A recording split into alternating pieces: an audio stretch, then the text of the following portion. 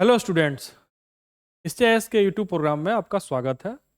आज current affairs की class में हम मेंस के टॉपिक का डिस्कशन करेंगे।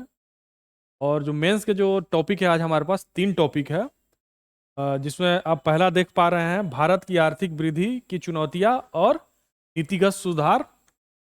में हम चर्चा करेंगे कि क्या भारत के आर्थिक वृद्धि के समक्ष कौन सी चुनौतियां हैं और उसको लेकर हम क्या रिफॉर्म कर सकते हैं, क्या सुधार कर सकते हैं। साथ ही हमारा जो दूसरा न्यूज है, ट्रंप की नीतियों का भारत की अर्थव्यवस्था और श्रमिकों पर प्रभाव।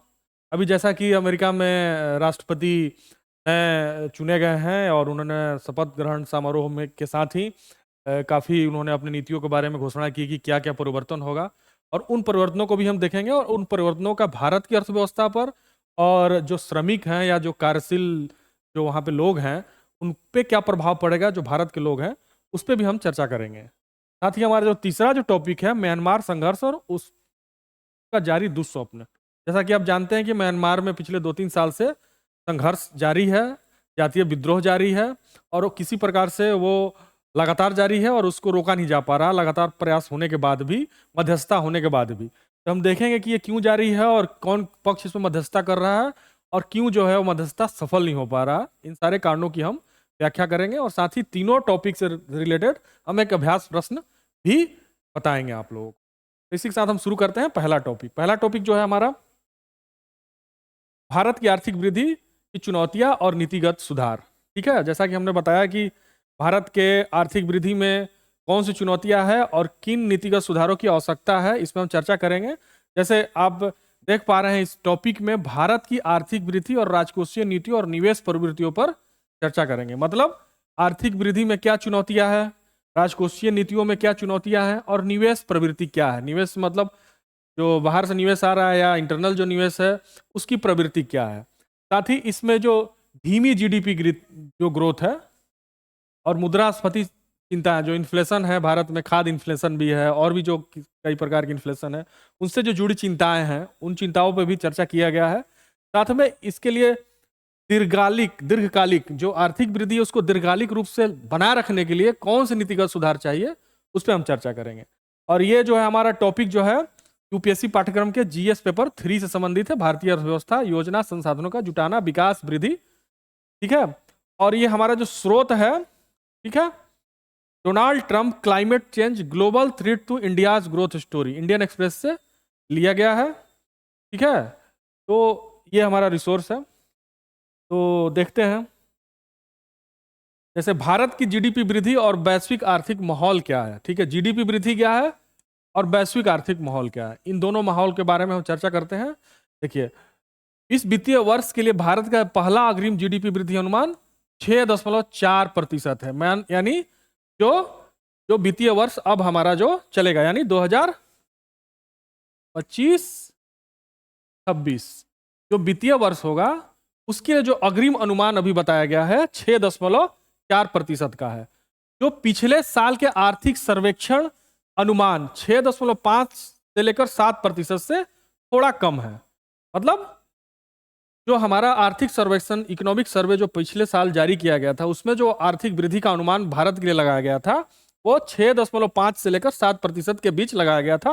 लेकिन अभी जो बजट जारी हुआ है, उस बजट में जो अभी जो वित्तीय वर्ष है उसका अनुमान ये लगाया जा रहा है, जो अभी करंट चलेगा 1 अप्रैल से, उसमें अनुमान लगाया जा रहा है कि 6.4% की वृद्धि हम बनाए रख सकते हैं। ठीक है, यह महामारी के पहले दशक के औसत 6.6% से थोड़ा कम है।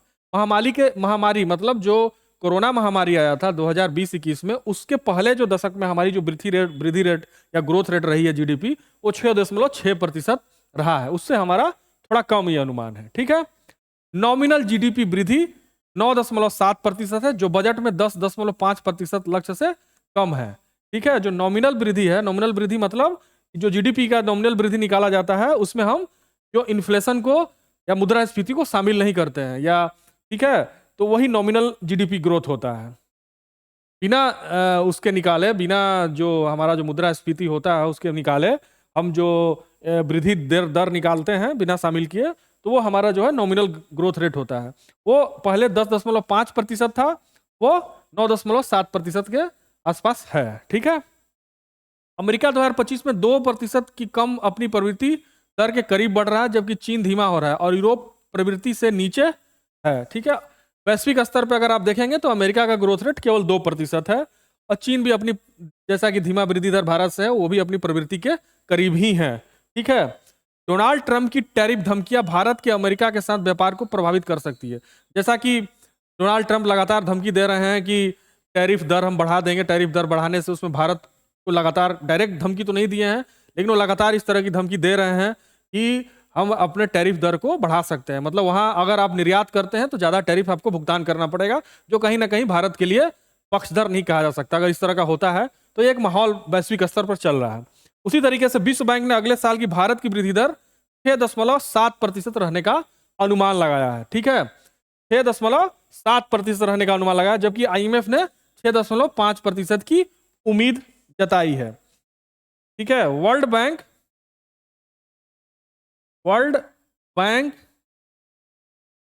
का अनुमान है 6.7% रहने का। उसी प्रकार जो है आईएमएफ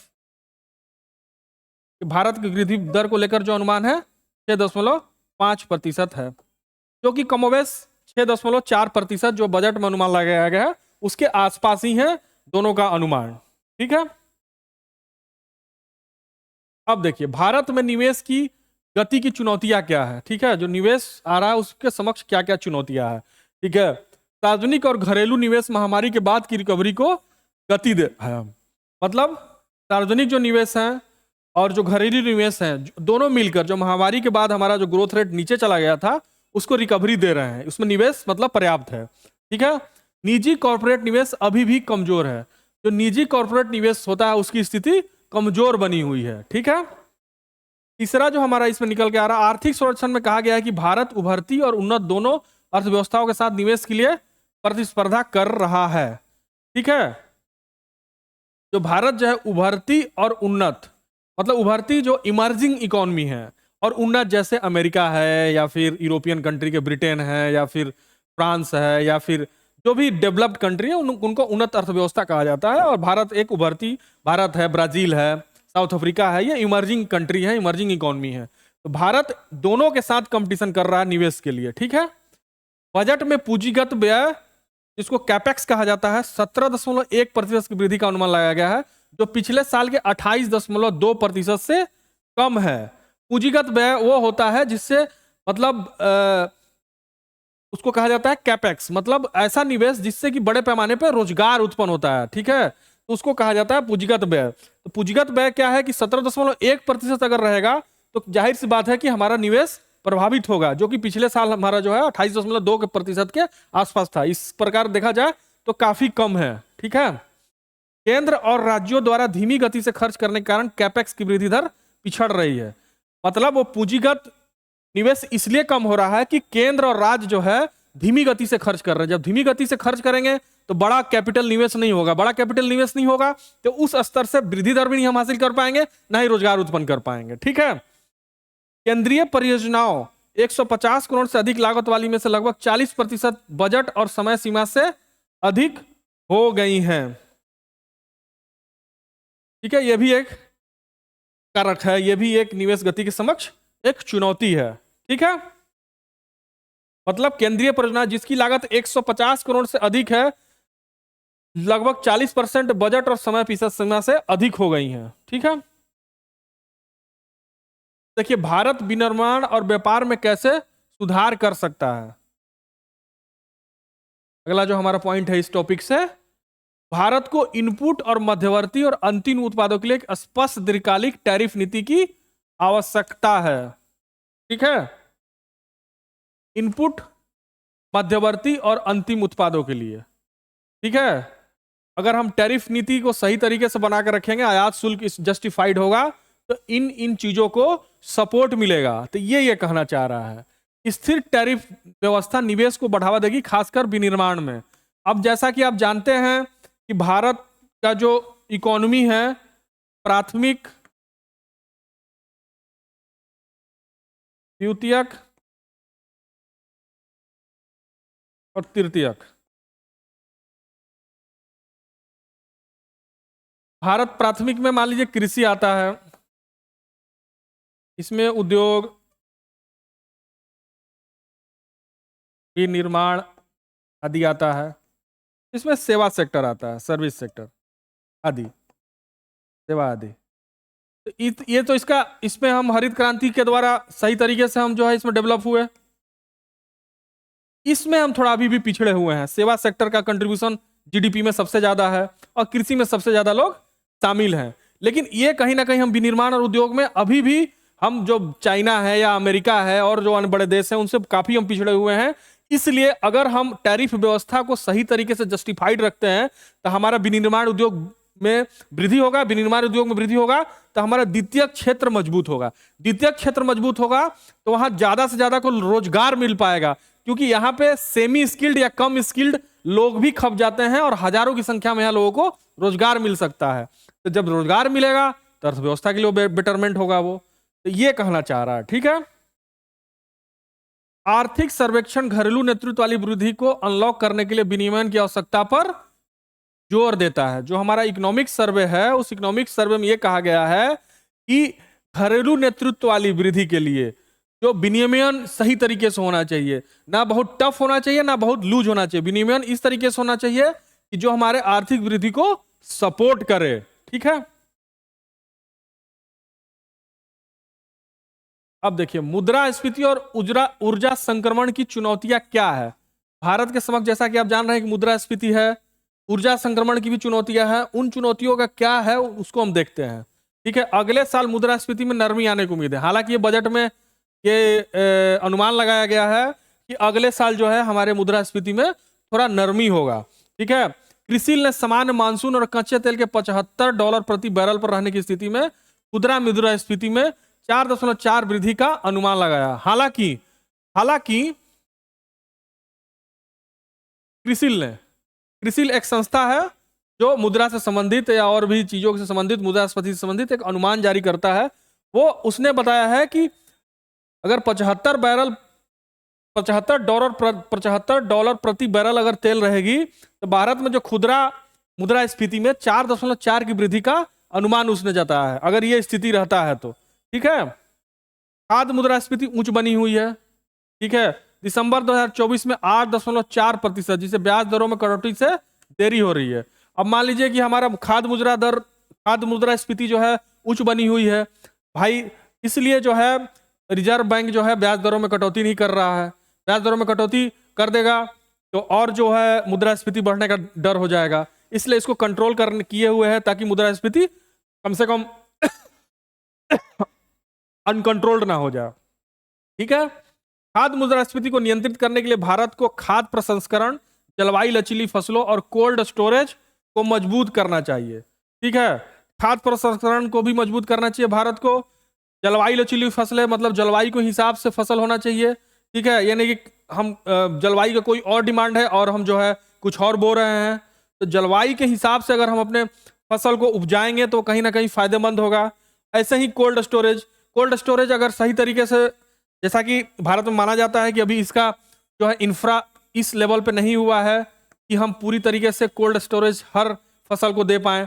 जो सड़ने वाले कम से कम फसल है उनके लिए भी हम बहुत तरीके से दे पाएं तो हमारे लिए एक उपलब्धि होगी। जैसे मान लीजिए प्याज है, आलू है, क्योंकि ये पूरे साल खाया जाता है, इनकी डिमांड हमेशा बनी रहती है, रिक्वायरमेंट हमेशा रहता है। भारत की आबादी इतनी ज्यादा है तो उन आबादियों की जो खाद्य आपूर्ति वो कैसे होगी, तो इसलिए आलू और प्याज का जो कोल्ड स्टोरेज है वो हालांकि किया जा रहा है बड़े स्तर पे, लेकिन और भी आवश्यक है भारत की आबादी को देखते हुए और डिमांड को देखते हुए, ठीक है।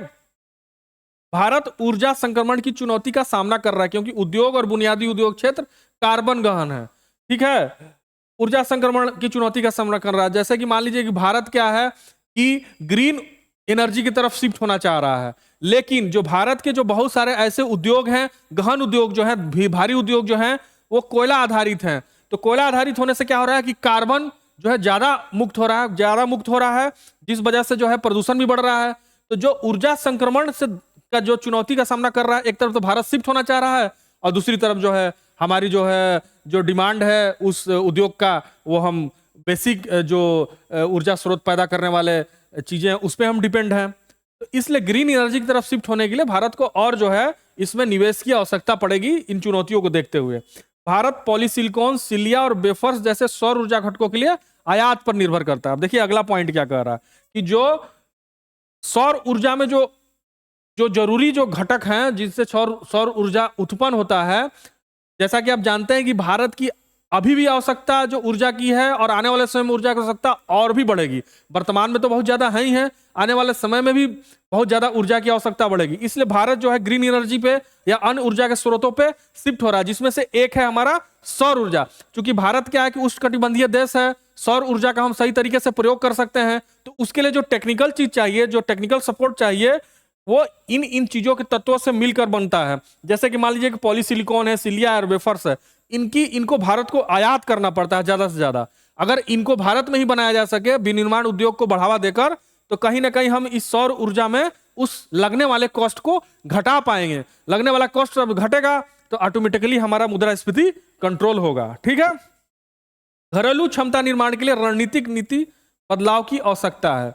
अब घरेलू क्षमता निर्माण, मान लीजिए कि अभी मेक इन इंडिया है, मेक इन इंडिया के तहत हम घरेलू क्षमता के निर्माण को बढ़ावा दे रहे हैं, लेकिन उस स्तर पे अभी उतना नहीं हम उत्पादन कर पा रहे हैं कि हम घरेलू निर्माण या घरेलू विनिर्माण उद्योग को सही तरीके से जस्टिफाइड कर पाए। इसलिए इसको बढ़ाने के लिए हमको रणनीतिक स्तर पे सही बदलाव की आवश्यकता पड़ेगी। ठीक है, और विकास और राजकोषीय स्थिरता के लिए किन सुधारों की आवश्यकता है। अब अगला पॉइंट है कि भाई हम विकास भी बना ले और राजकोषीय स्थिरता। राजकोषीय स्थिरता मतलब कि हम हमारा खर्च तो हो ही, खर्च और इनकम दोनों में एक संतुलन बना होना चाहिए। अगर खर्च ज्यादा है, इनकम कम है, तो राजकोषीय घाटा हमारा बढ़ता जाएगा। तो इसलिए इसको राजकोषीय स्थिरता बढ़ने के लिए हमको राजकोषीय घाटा को कंट्रोल करना पड़ेगा। दूसरा क्या है कि विकास को बनाए रखना। विकास, मान लीजिए कि हमारा वृद्धि दर अगर बताया जा रहा है कि कम होगा या कम होने की संभावना है, तो कहीं ना कहीं वो हमको इफेक्ट करेगा। तो इसके लिए कौन सुधार की आवश्यकता है उसको देखते हैं। भारत को श्रम कानूनों, भूमि अधिग्रहण, कराधान और विवाद समाधान में विनिमायक बाधाओं को कम करना चाहिए। जैसा कि माना जाता है कि भारत का श्रम कानून बहुत ही गहन है, बहुत ही बड़ा है, बहुत सही तरीके से उसको व्याख्यायित भी नहीं किया जा सकता है। तो श्रम कानूनों में बहुत सारे ऐसे पेच हैं, दांव हैं। अगर श्रम कानूनों के तहत अगर आप जाते हैं कहीं अपने साथ जो है न्याय पाने के लिए, तो बहुत समय लग जाता है, इतना श्रम कानून जो है कम्प्लेक्स है। उसी तरह भूमि अधिग्रहण का भी जो है बहुत ज़्यादा दिक्कतें हैं भारत में।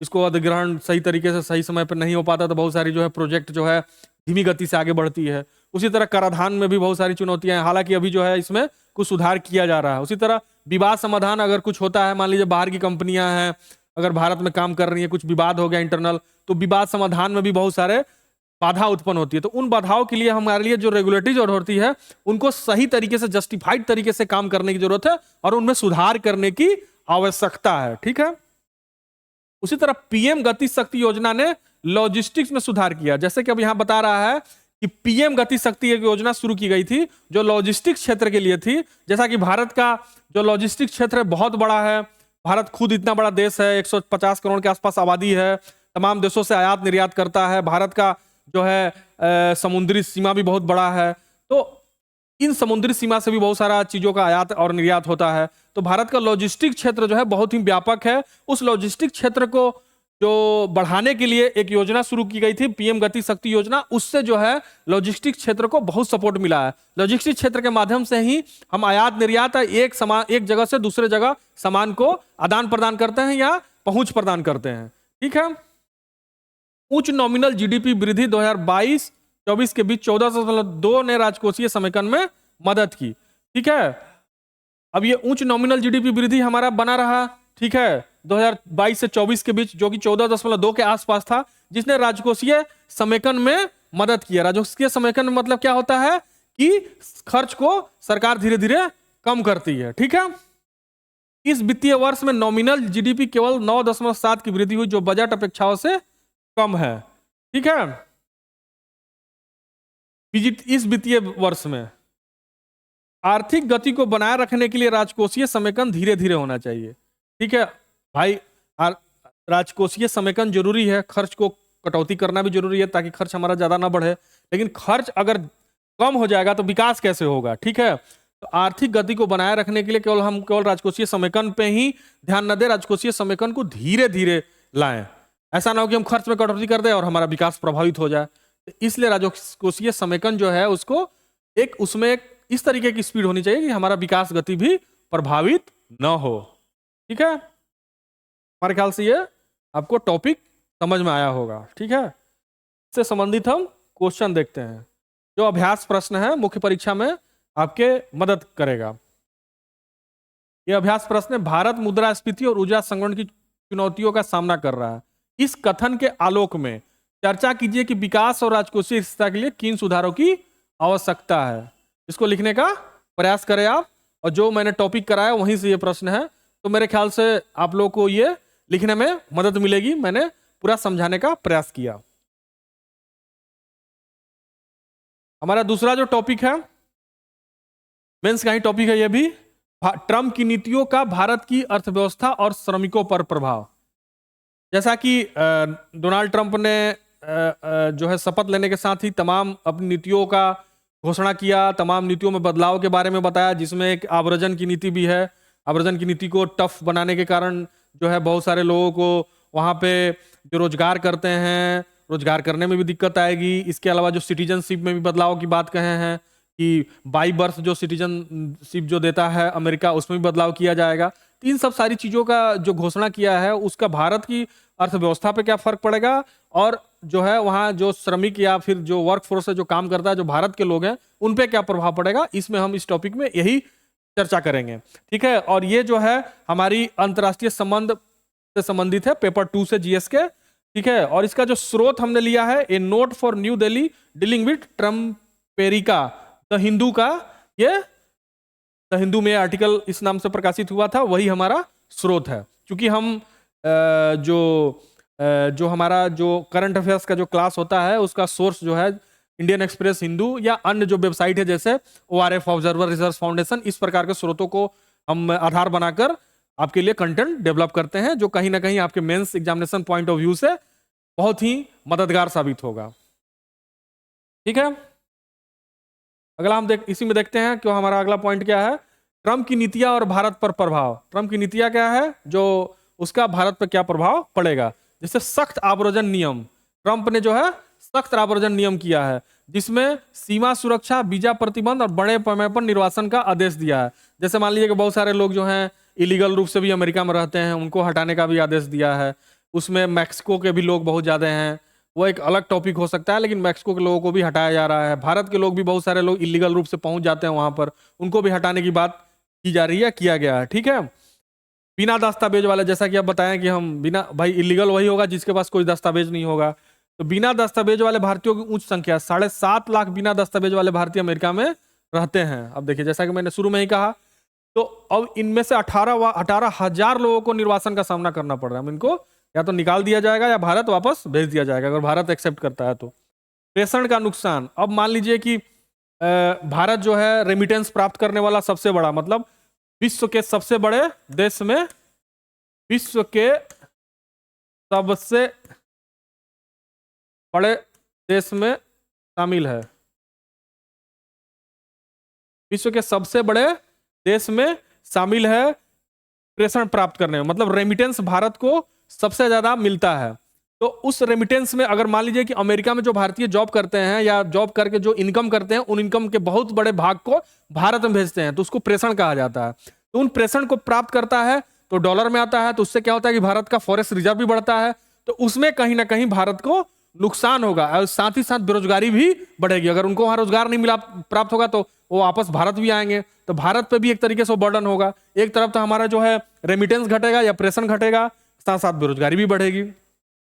व्यापार दंड जोखिम, ट्रंप ने 25% टैरिफ की धमकी देकर कोलंबिया को निर्वासित को स्वीकार करने के लिए मजबूर किया। भारत को भी इसी तरह के दबाव का सामना करना पड़ सकता है। अब कोलंबिया एक जो देश है उसको उस पर 25% टैरिफ लगाने का वो बात किया, ताकि वो अपने नागरिकों को अपने यहाँ वापस ले ले। तो इस तरह का हो सकता है कि भारत के लिए भी आने वाले समय में उस तरह की बात करे वो। अगर इतना टैरिफ हो जाएगा तो भारत भी मजबूर हो जाएगा, क्योंकि भारत बहुत सारा चीज को वहां निर्यात करता है, पेट्रोलियम प्रोडक्ट भी उसमें शामिल है। ठीक है, जन्म सिद्ध नागरिकता, बर्थ राइट सिटीजनशिप को समाप्त कर दिया। अमेरिकी राष्ट्रपति ने डोनाल्ड ट्रंप में अमेरिका में जन्म सिद्ध नागरिकता को समाप्त करने के लिए कार्यकारी आदेश दिए हैं।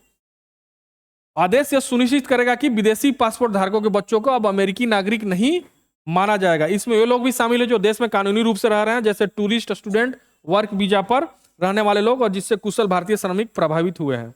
अब आप समझ सकते हैं कि अगर ये चीजें की गई हैं तो उसमें जो है वैध रूप से जो अमेरिका में रह रहा उनके बच्चे को भी अमेरिकी नागरिक नहीं माना जाएगा। अब तक वहां एक कानून था जिस कानून के माध्यम से ये उनको बाई बर्थ जो है ऑटोमेटिकली, अगर कोई इंडियन है और वहां पे उसके बच्चे का जन्म होता है अमेरिका में, तो ऑटोमेटिकली उसके बच्चों को अमेरिका की सिटीजनशिप मिल जाती थी, जिसको इन्होंने आदेश, कार्यकारी आदेश के माध्यम से जो है समाप्त कर दिया है। हालांकि इस पे बहुत ज्यादा अमेरिका में विवाद हो रहा है और इस पे हो सकता है आने वाले समय में बहुत सारे कानूनी लड़ाई भी हो, लेकिन अभी की स्थिति यही है। ठीक है। ट्रंप की व्यापार नीतियां भारत को कैसे प्रभावित करेंगी, अब ये देखते हैं। ट्रंप की अमेरिका फर्स्ट ट्रेड पॉलिसी। अब अमेरिका फर्स्ट ट्रेड पॉलिसी क्या होता है? अमेरिकी उद्योगों की प्राथमिकता देती है। अमेरिका फर्स्ट व्यापार नीति का एक संरक्षणवादी आर्थिक रणनीति है जो वैश्विक मुक्त व्यापार की तुलना में अमेरिकी उद्योगों, श्रमिकों और राष्ट्रीय सुरक्षा को प्राथमिकता देती है। मतलब एक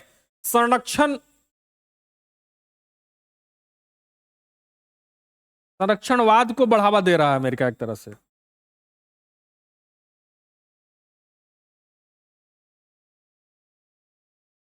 मतलब कि अपने उद्योगों को अब ज्यादा से ज्यादा प्रोटेक्शन करना ताकि वहां पे बाहर के लोग ना आए, इसलिए अमेरिका फर्स्ट की बात कर रहा है। तो जब अमेरिका फर्स्ट की बात करेगा तो भारत के लिए भी जो है अहितकारी हो सकता है।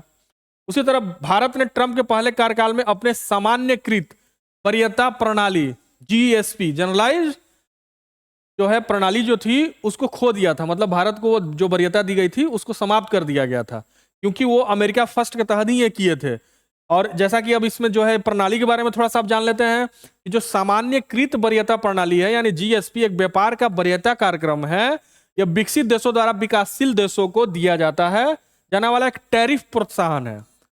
ठीक है। और इस प्रणाली के तहत विकासशील देशों के कुछ उत्पादों को टैरिफ मुक्त कर दिया जाता है, टैरिफ कम कर दिया जाता है, जो कि पहले जो है भारत को इसमें मान्यता दिया गया था, लेकिन ट्रंप के पिछले कार्यकाल में जो है इसको वापस लिया गया था। तो ये कहीं ना कहीं भारत के लिए नुकसानदेह हुआ। ठीक है। अब देखिए, अगर चीन पे ट्रंप का 10% टैरिफ वैश्विक व्यापार की गतिशीलता को बदल सकता है। ट्रंप द्वारा चीनी वस्तुओं पर प्रस्तावित 10% टैरिफ आपूर्ति श्रृंखला में बदलाव को तेज करके अमेरिकी व्यवसायों और उपभोक्ताओं के लिए लागत बढ़ाकर, भू राजनीतिक तनाव को बढ़ाकर वैश्विक व्यापार को नया आकार दे सकता है। ठीक है। अगर 10% अगर चीनी वस्तुओं पे वो टैरिफ बढ़ाते हैं या लगाते हैं तो क्या होगा कि वैश्विक व्यापार की गतिशीलता को प्रभावित होगा। इसमें यह भी हो सकता है कि जो चीन में जो कंपनियां जो काम कर रही हैं वो दूसरे जगह भी अपनी फैक्ट्रियां लगाने लगे, ये भी एक हो सकता है।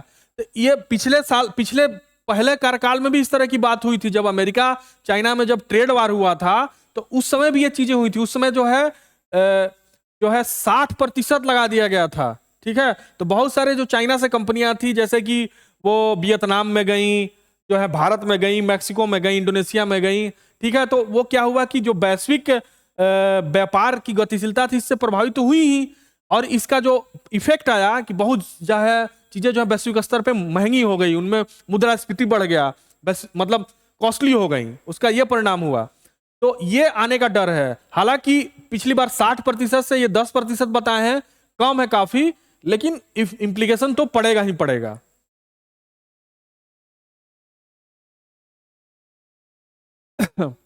और दूसरी चीज ये है कि अभी थोड़ा सा बदलाव भी आ रहा है, जो है चीन को लेके अमेरिका की जो रणनीति है पिछली बार की तरह टफ नहीं है, लेकिन जो 10% की घोषणा की है उससे ये तो अपेक्षा किया ही जा सकता है कि बदलाव आएगा, क्योंकि 60% पिछली कार्यकाल में उन्होंने लगाया था, अभी 10% लगाने की बात कर रहे हैं। इसके साथ ही उन्होंने जो है चीनी राष्ट्रपति को भी अपने शपथ ग्रहण समारोह में आमंत्रित किया, जो कि दोनों के मध्य जो है अधिक अनुकूल वातावरण बनाने का प्रयास करने के एक पार्ट के रूप में, एक भाग के रूप में माना जा सकता है। ठीक है। और दूसरा जो है जो वहां का जो एक टिकटॉक, एक इंस्टाग्राम की तरह एक वीडियो बनाने वाला ऐप है, जो कि अमेरिका में उसको प्रतिबंध लगाया गया था, लेकिन उस प्रतिबंध को फिर वापस भी ले लिया गया। ये भी कहीं ना कहीं एक इशारा कर रहा है कि जो है चीन के प्रति कहीं ना कहीं कुछ कठोर कठोर जो रवैया थी अमेरिका की, उसमें कहीं ना कहीं कुछ बदलाव भी आ रहा है। लेकिन फिर भी अगर 10% लगेगा तो उसका इंप्लीकेशन वैश्विक व्यापार पर पड़ना ही पड़ना है। ठीक है, अब देखते हैं कि ट्रंप की एआई नीतियां भारतीय कामगारों को कैसे प्रभावित करेगी। ठीक है, जैसा कि ट्रंप ने अमेरिकी प्रौद्योगिकी को बढ़ावा देने के लिए $500 बिलियन की एआई परियोजना की शुरू की है। ठीक है, एआई परियोजना, आर्टिफिशियल इंटेलिजेंस। अब भारतीय कामगारों पर इसका क्या प्रभाव पड़ेगा? देखिए, बढ़ते स्वचालन के कारण प्रवासी तकनीक कर्मचारियों को मांग में कमी आएगी। ठीक है, मध्य स्तर के इंजीनियरों की नौकरी जाने की संभावना होगी, क्योंकि एआई कोडिंग और अन्य कार्यों को अपने हाथ में ले लेता है। उदाहरण भी गूगल के सीईओ सुंदर पिचई ने कहा कि एआई 25% नए कोड बनाता है। अब ये आप समझ सकते हैं कि जो मिड लेवल के जो इंजीनियर थे, सॉफ्टवेयर इंजीनियर थे, जो कोडिंग करके सॉफ्टवेयर को बनाते थे, उनका जॉब जाने का खतरा होगा, क्योंकि आर्टिफिशियल इंटेलिजेंस के तहत आप कोडिंग करके नए वेबसाइट को या नए ऐप को आप बना सकते हैं। ठीक है, जाहिर सी बात है कि जो काम केवल हम एआई के माध्यम से कर सकते हैं, तो उसमें नौकरी जाने की संभावना रहेगी ही रहेगी। तो ये भी एक दिक्कत है। ठीक है, भारत का आईटी क्षेत्र निर्यात का 40% कुशल कामगारों की अमेरिकी मांग पर निर्भर करता है। मान लीजिए कि आईटी सेक्टर जो भारत का है, जो स्किल्ड कामगार हैं, स्किल्ड वर्कफोर्स है, अमेरिका में उनका बहुत ज्यादा डिमांड है, और जो कुल आईटी उद्योग का वो 40% है। तो इस प्रकार से आप सोच सकते हैं कि कितनी बड़ी चुनौती भारत के समक्ष, अगर आर्टिफिशियल इंटेलिजेंस में इतनी बड़ी परियोजना की शुरुआत अमेरिका कर रहा है, तो वो कहीं ना कहीं भारत के लिए बहुत बड़ी एक चुनौती है। उस चुनौती का सामना करना पड़ेगा, और बेरोजगारी दर को भी बहुत बड़े स्तर पे वो बढ़ाएगा। एक मिनट, थोड़ा सा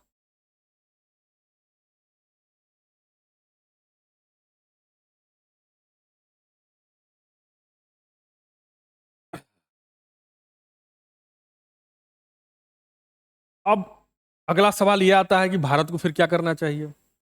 भारत को प्रवास कम होते अवसरों और नौकरी के नुकसान के लिए तैयार रहना चाहिए। ठीक है, अगर प्रवास कम होगा अमेरिका को, तो जो है अवसर भी कम मिलेंगे लोगों को, नौकरी भी कम होगी, जिसमें नौकरी का नुकसान भी होगा। तो भारत को इसके लिए अपनी रणनीति को तैयार रखना चाहिए कि अगर वहां से प्रवासी वापस लौट के आते हैं, तो उन स्किल्ड लोगों को हम किस तरीके का जॉब देंगे, किस तरीके की सुविधाएं उपलब्ध कराएंगे, और उनके स्किल्ड को हम कैसे भारत के संदर्भ में कैसे यूज कर सकते हैं। जाहिर सी बात है कि यहां से जो लोग जाते हैं आईआईटी से पास आउट होकर या किसी अन्य बेहतर संस्थान से पढ़कर, तो ब्रेन ड्रेन होता है। लेकिन अमेरिका में वो कुछ सीख कर आएंगे, भाई काम किया 10 साल या 5 साल, किसी प्रकार के अमेरिकी कानून में बदलाव के कारण उसकी जॉब चली गई, या अमेरिका में किसी अन्य प्रकार के बदलाव के कारण, या जो बदलाव हो रहा है उसके कारण उसका जॉब चला गया, वो वापस भारत आता है, तो उन 10 वर्षों या 5 वर्षों में वो कुछ तो सीखा होगा। उसको क्या होगा कि रिवर्स ब्रेन ड्रेन होगा। तो वो उसके सीखे हुए और स्किल्ड दोनों को मिलाकर भारत को इस तरह की रणनीति बनानी चाहिए कि दोनों को मिलाकर एक प्रत्यक्ष तौर पे भारतीय अर्थव्यवस्था के लिए लाभकारी हो। इस तरह की रणनीति बनानी चाहिए। ठीक है, व्यापार नीतियों को संभावित अमेरिकी टैरिफ और बदलती वैश्विक साझेदारी के अनुकूल होना चाहिए। ठीक है, भारत की व्यापार नीति भी ऐसी होनी चाहिए कि जो अमेरिका में टैरिफ बदल रहा है, मान लीजिए कि टैरिफ जो बदलने की उन्होंने घोषणा की है कि हम 25% तक लगा सकते हैं, 10% तक लगा सकते हैं। तो टैरिफ लगेगा तो आपको ज्यादा जगह यहाँ से जो चीजें निर्यात होंगी, तो उसका वहां पर टैरिफ देने के कारण वो चीजें महंगी हो जाएगी, तो वो भारत के लिए जो है नुकसानदेह होगा। तो अगर इस स्थिति का सामना भविष्य में करना पड़ेगा, तो उस हिसाब से अपने चीजों को तैयार करना चाहिए व्यापार नीति को। यही ये कहना चाह रहा है। सरकार को एआई और ऑटोमेशन के लिए श्रमिकों को कुशल बनाने पर ध्यान केंद्रित करना चाहिए। अब मान लीजिए कि एआई $500 बिलियन का वो एआई के लिए परियोजना शुरू किए हैं, तो जाहिर सी बात है कि एआई के आने से कुछ लोगों की नौकरियां जाएंगी, लेकिन जो एआई में कुशल होंगे उनको नौकरी मिलने की संभावना बढ़ेगी। यही कहा जाता है कि एक जो मौका जाता है तो दूसरा दरवाजा खुल जाता है, ये कहा जाता है। तो अगर मान लीजिए कि वो $500 बिलियन का अगर वो परियोजना अमेरिका शुरू कर रहा है, तो एक बहुत बड़ी राशि है, बहुत लोगों को फिर उस एआई में रोजगार भी मिलेगा। तो अगर कुशल एआई जानने वाला हमारे भारत तैयार करे, इस तरह की कर्मचारियों को तैयार करे, अपने संस्थाओं को इस तरीके से तैयार करे कि वो कुशल एआई तकनीक में वो कुशल जानकार या स्किल्ड होकर वो निकले वहां से, तो उसको अमेरिका में फिर से रोजगार मिल सकता है। ठीक है, भारत को ट्रंपिका में आर्थिक हितों की रक्षा के लिए अपनी विदेश नीति का पुनर्मूल्यांकन करने की आवश्यकता भी है। मान लीजिए कि ट्रंप जो है तमाम तरह के जो बदलाव करेंगे तो उससे सामना करने के लिए अपने विदेश नीति में भी बदलाव करना पड़ेगा। तो ये भविष्य में है, लेकिन अभी अनुमान लगाया जा रहा है कि वो क्या क्या करेंगे, जिस वजह से ये घटना चर्चा में हो गई है। ठीक है, तो उसको हम लोगों ने समझा इस टॉपिक में। अब इससे रिलेटेड जो है जो अभ्यास प्रश्न है उसको देखते हैं। अभ्यास प्रश्न है, डोनाल्ड ट्रंप की आव्रजन और व्यापार नीतियां भारत को कैसे प्रभावित करती हैं, परीक्षण करें। ठीक है, मेरे ख्याल से इस टॉपिक में आप समझ गए होंगे कि ये दोनों नीतियां हो किस प्रकार से भारत को प्रभावित करेंगी, भारत की आर्थिक व्यवस्था को कैसे प्रभावित करेंगी, भारत के श्रमिकों को या वर्कफोर्स को किस तरीके से प्रभावित करेंगी, उनका परीक्षण करना है। ठीक है, प्रयास कीजिएगा आप लोग, ये आपके लिए हेल्पफुल रहेगा। हम लोग तीसरा टॉपिक अब देखते हैं। तीसरा टॉपिक है म्यांमार संघर्ष और उसका जारी दुस्वप्न। दुस्वप्न इसलिए कहा गया है, ये समाप्त नहीं हो रहा है। जो संघर्ष म्यांमार में जो जातीय संघर्ष चल रहा है वहां की सरकार जाने से, तो वो संघर्ष जो है समाप्त होने के लिए नहीं हो पा रहा है, बहुत प्रयास करने के बाद भी, इसलिए इसको दुस्वप्न कहा गया है। ठीक है, देखते हैं 2021 में जैसा कि सैन्य तख्ता पलट के बाद से म्यांमार में चल रहे संकट बहुत ही गहरा गई है। ठीक है, सशस्त्र संघर्ष जारी है जिससे लाखों लोग विस्थापित हो रहे हैं। ठीक है, इसी में जो है रोहिंग्या समुदाय भी है, विस्थापित बहुत हुआ है, वो भी एक पार्ट है, लेकिन हम लोग उसमें इसकी बहुत ज्यादा चर्चा नहीं करेंगे। हम देखते हैं कि आसियान और संयुक्त राष्ट्र मध्यस्थता करने में विफल रहे हैं, चीन का प्रभाव बढ़ गया है, चुनाव में शांति आने की संभावना कम लगती है, म्यांमार के लोग पीड़ित हैं जबकि नेता बातचीत से इनकार कर रहे हैं। ये पूरा का पूरा अभी जो स्थिति है, करंट स्थिति है, जो कि ये बताया गया है इसमें, इस टॉपिक में हम चर्चा करेंगे। ठीक है, और इसका जो संबंध है हमारे जीएस पेपर 2 से है, अंतरराष्ट्रीय संबंध से। ठीक है, और इसका जो स्रोत है 4 years on Myanmar and it's continuing nightmare, the Hindu से ये लिया गया है। ठीक है, तो देखते हैं वर्तमान स्थिति क्या है म्यांमार की, ये देखते हैं। चल रहा संघर्ष, म्यांमार में सेना, जातीय सशस्त्र संगठनों और लोगों की रक्षा बलों के बीच सशस्त्र लड़ाई जारी है, ये समाप्त नहीं हो रहा है चाहे जितना भी प्रयास किया जाए। ठीक है, अधिक हताहत और गिरफ्तारियां भी हुई हैं, जिसमें सेना ने 28,405 लोगों को गिरफ्तार किया है, जबकि 21,683 अभी भी हिरासत में हैं। इसने 6,224 लोगों को मार डाला है, जबकि 2,900 मौतें अभी भी असत्यापित है, मतलब उसका सत्यापन नहीं किया गया, उस पर डाउट है। ठीक है, बड़े पैमाने पर विस्थापन, हिंसा के कारण 3.3 मिलियन से अधिक लोग आंतरिक रूप से विस्थापित हैं। अभी कितना बड़ा संकट है, कितना बड़ा मानवीय संकट है आप सोच सकते हैं, जिसमें 3.3 मिलियन से अधिक विस्थापित है आंतरिक तौर पे। मतलब 3.3 मिलियन मतलब कितना हुआ, 33 लाख विस्थापित हैं, और हजारों लोग मारे जा चुके हैं, हजारों लोग गिरफ्तार हैं। तो ये जो स्थिति है वहां पे गृह युद्ध की स्थिति है, जो जातीय हिंसा है एक तरीके से, तो वो गृह युद्ध की तरफ बढ़ रहा है, गृह युद्ध की तरह ही मानेंगे। तो वो कितना बड़ा मानवीय संकट है। इस मानवीय संकट का हालांकि प्रयास निकालने की कोशिश की जा रही है, जिसमें संयुक्त राष्ट्र भी है, आसियान भी शामिल है, लेकिन उससे कुछ विशेष लाभ होता हुआ नहीं दिख रहा है। विफल चुनाव कराने के लिए सेना के प्रयास विफल होंगे, देश का आधा हिस्सा उसके नियंत्रण से बाहर है। जो सैन्य तख्ता पलट हुआ था 2021 में, उसके बाद सेना का नियंत्रण हो गया था। सेना वहां पे चुनाव भी कराना चाह रही है, लेकिन चुनाव तब तो संपन्न हो जब पूरे देश पे उसका नियंत्रण हो। देश का आधा हिस्सा नियंत्रित ही नहीं है उससे, तो कैसे चुनाव कराएगा। ठीक है,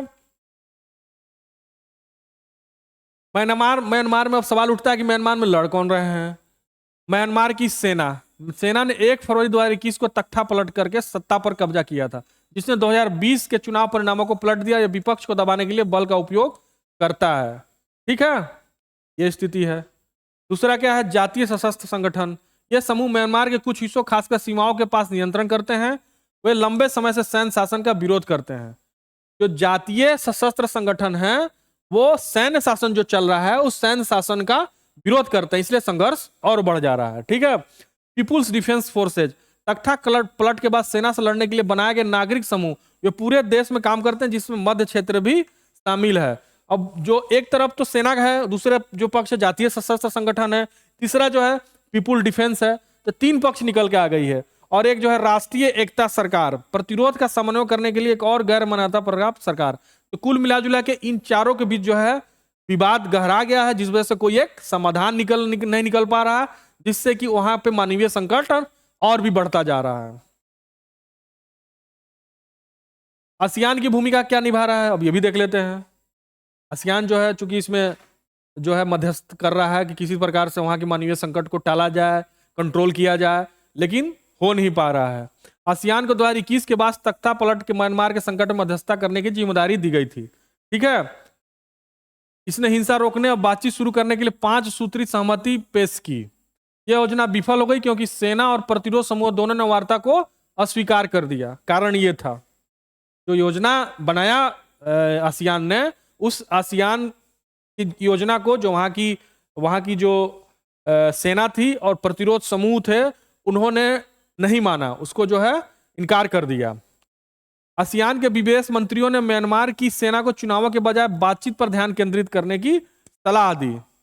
आसियान जैसा कि जानते हैं कि कई कंट्रियों का समूह है, उस समूह के देशों के जितने विदेश मंत्री थे, उन्होंने सलाह दिया कि आप चुनाव कराने के बजाय बातचीत का रास्ता अपनाइए, विमर्श कीजिए, विमर्श करके कोई एक हल निकालने का प्रयास कीजिए, लेकिन हो नहीं पा रहा है। सेना ने आसियान की सलाह को नजरअंदाज किया और हिंसक दमन जारी रखा। जो भी विरोध करने वाले हैं वहां पे, जातीय सशस्त्र विद्रोह हैं या फिर सिविल डिफेंस के लोग हैं, उनका दमन कर रही है एक तरीके से। तो संघर्ष इस वजह से और भी गहरा होता जा रहा है। मौजूदा परिस्थितियों में चुनाव लोगों का प्रतिनिधित्व नहीं करेगी क्योंकि देश का आधा हिस्सा सैन्य नियंत्रण से बाहर है। आसियान की मध्यस्थता अप्रवाही रही, जिससे म्यांमार गहरे संकट या गहरे मानवीय संकट में है। ठीक है, म्यांमार के पड़ोसी देश इस पर क्या प्रतिक्रिया दे रहे हैं, ये जानना होगा। म्यांमार की जो स्थिति है, जो कंडीशन है, उस पर पड़ोसी देश भी कुछ प्रतिक्रिया दे रहे होंगे। उस प्रतिक्रिया को हम जानते हैं। चीन का बढ़ता प्रभाव। तख्ता पलट के बाद से चीन ने म्यांमार में अपनी भूमिका का विस्तार किया। यह सबसे शक्तिशाली बाहरी खिलाड़ी बना हुआ है। ठीक है, अब ये अगर भारत के संदर्भ में अगर समझेंगे कि भारत भी एक पड़ोसी देश है म्यांमार का, अगर चीन की एक्टिविटीज वहां पे ज्यादा से ज्यादा बढ़ती है तो भारत के लिए वो सही नहीं होगा।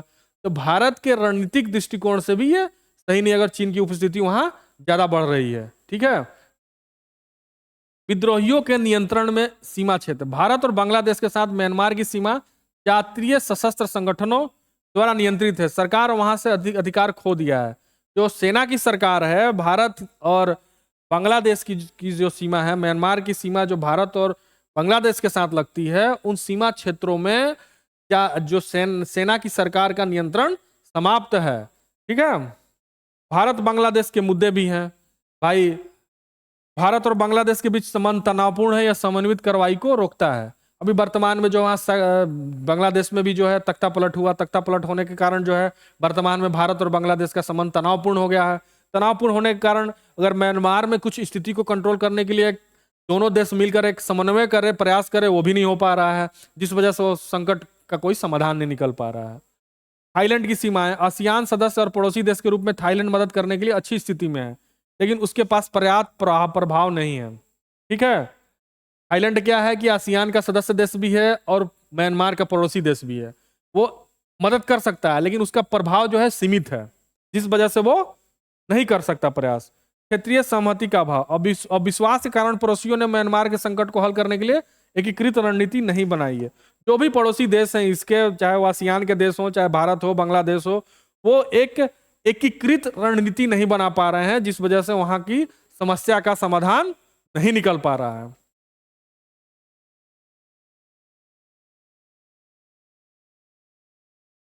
अब भाई यहाँ ये सवाल उठता है कि फिर म्यांमार का भविष्य क्या है। भाई जब वहाँ संकट है, जातीय संकट है, सेना के संकट है, सरकार की वो स्थिति जो सेना के द्वारा चलाई जा रही है उसकी स्थिति स्पष्ट नहीं है, तो जाहिर सी बात है कि हमारे पड़ोस में इस प्रकार का जो मानवीय संकट है, भारत भी बांग्लादेश के साथ मिलकर प्रयास नहीं कर पा रहा है क्योंकि उसमें बहुत सारे जियो पॉलिटिक्स है। उस जियो पॉलिटिक्स के कारण ये आगे नहीं बढ़ पा रहा है। इसमें भारत को हालांकि आगे आना चाहिए, लेकिन अब यहाँ समझते हैं कि म्यांमार का भविष्य क्या है। म्यांमार के लोग बाहरी मदद पर निर्भर नहीं रह सकते। अगर नेता बातचीत करने के बजाय लड़ाई जारी रखेंगे तो दुख दर्द जारी रहेगा। बातचीत के बिना संघर्ष खत्म नहीं होगा, नागरिक इसकी कीमत चुकाते रहेंगे। अब इस लाइन से स्थिति स्पष्ट है कि भाई बातचीत करने के लिए वहां की संगठन तैयार नहीं है। अगर संगठन तैयार नहीं है तो वहां संघर्ष खत्म नहीं होगा। संघर्ष खत्म नहीं होगा तो वहां के नागरिकों को इसकी कीमत चुकानी पड़ेगी।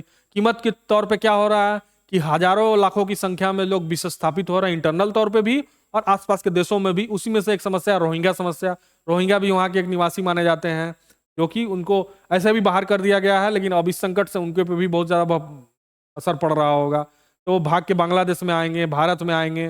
तो एक त्रासदी है, इस त्रासदी को कंट्रोल किया जाना चाहिए। हालांकि इसमें प्रयास किया जा रहा है आसियान के द्वारा या संयुक्त राष्ट्र संघ के द्वारा, लेकिन वो प्रयास पर्याप्त नहीं है। इसके लिए पड़ोसी देश को आगे आना चाहिए, ताकि पड़ोसी देश सही तरीके से समन्वय बना के इस मानवीय संकट का समाधान निकाल सके। ठीक है, और इस टॉपिक से हम संबंधित एक अभ्यास प्रश्न देखते हैं। म्यांमार के संकट में मध्यस्थता में आसियान की भूमिका और इसकी विफलता के कारणों का परीक्षण कीजिए। मैंने बताया कि भाई इसमें आसियान भूमिका निभा रहा है, लेकिन भूमिका सफल नहीं है। उस भूमिका के सफल नहीं होने के कारण का परीक्षण कीजिए। यह अभ्यास प्रश्न है। हालांकि टॉपिक में ये इसका उत्तर आपको मिल गया होगा। अब आप इसका प्रश्न का उत्तर लिखने का प्रयास करें। तो जो है आज हमारा जो ये 3 मुख्य परीक्षा से संबंधित, मेंस परीक्षा से संबंधित जो 3 टॉपिक थे, वो 3 टॉपिक समाप्त होते हैं। आशा है ये तीनों टॉपिक आप लोगों को समझ में आए होंगे। तो इसी के साथ आज का क्लास समाप्त करते हैं।